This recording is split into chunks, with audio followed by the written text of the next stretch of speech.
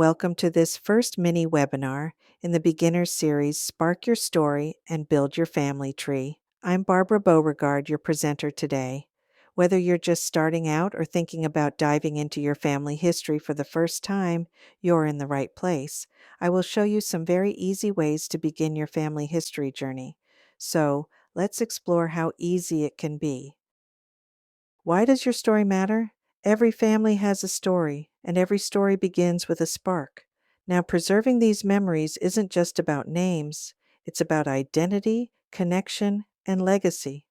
So let's look at 5 easy steps to help you build your family's history into a story.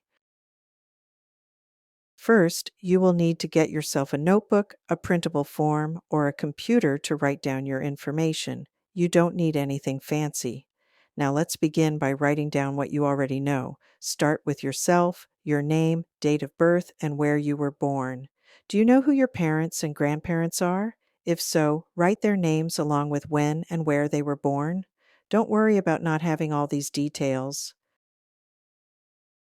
Some of the information you are looking for may be found in things that you have. So look around your home for such things as photos, letters, Bibles, documents, and newspaper clippings.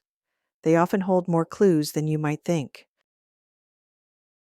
You will want to include memories besides names and dates. Photos and keepsakes can spark lots of memories. So begin by going through old photo albums you may have and find a favorite photo and write down the memory or story that comes to mind. If you have more than one photo or family keepsakes that also sparks memories, write what you remember about those as well, or you can set them aside to write about them later. Every memory you write down becomes part of your family history. Earlier, you worked on remembering some stories by looking at photos.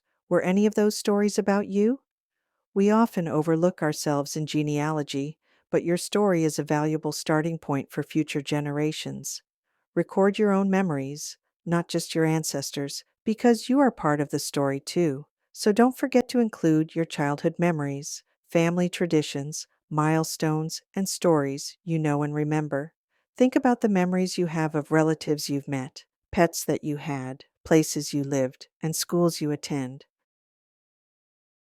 Now your family and relatives are living libraries. Family conversations are a rich source of stories and facts. Plan to call or visit a relative.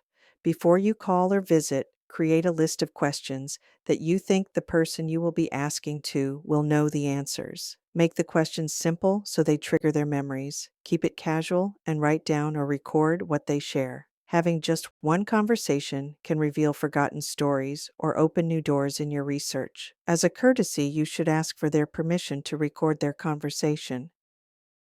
Some good questions to ask could be, where did our family live before we moved here? What did Grandpa do for work? Whose house did we go to that had the red truck and the big garden? Questions that focus on memories, places, and objects often get better responses than just names and dates.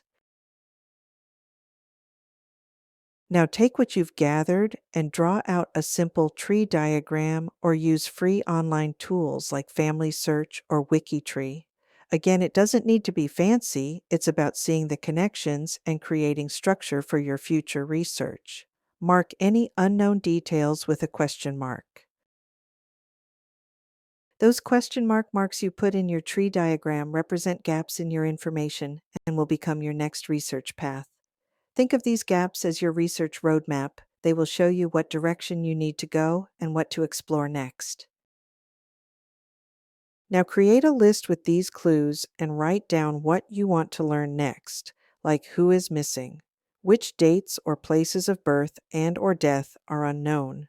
Taking small steps can create big impacts.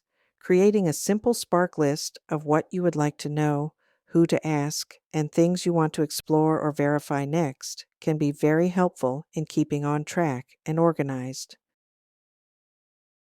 Be sure to save this family tree diagram in a safe place, either in a notebook or on your computer. Treat this draft as your living document. You'll be returning to it often as your research grows. Your family tree is a lifelong project. Keep adding stories, photos, and discoveries as you find them. You will be amazed at how the information that you collected has turned into a story about the history of your family. Many people ask me, when looking for more information and doing research, do they need to pay for a genealogy subscription to get information, or do they need to be tech savvy? Well, the answer is nope. You can begin with zero cost and some very basic technology if you want to use the internet. We have covered some basic sources here. There are lots of free tools and sources. There are local places that you can also find information, such as your public library, city clerk's office, genealogy society, and courthouse. Some of these may charge a small copying fee. The most important tools that you will need are patience, curiosity, and a pen and paper. The rewards are endless when writing down your family history and creating a family tree. You'll learn about your heritage and where you came from. You will also get to know your relatives better, and this can lead to building stronger family bonds. Just think, you will be creating something that will last for generations to come. And just like that, you're ready to begin. Start with what you know, and your family's story will grow. Thank you for joining me today. I hope you found this mini webinar helpful and inspiring. To help make this easier, I have created a free downloadable checklist and a family tree memory worksheet that will help you put everything into action. Use it to record your tree, jot down questions for relatives, and create notes for future research ideas. This will help keep you on track and keep your momentum going. Also, please be sure to check out the next mini webinar in this series, Who's Who in Your Family. This will provide you with a clearer understanding of how you are related to your relatives. And if you want to dive deeper into your genealogy, check out my book, Here Today, Gone Tomorrow, A Guide to Protecting and Preserving Your Family History. It is sold on Amazon.com in paperback and ebook formats. I'm looking forward to you joining in the next webinar. Until then, I wish you all the best in your search.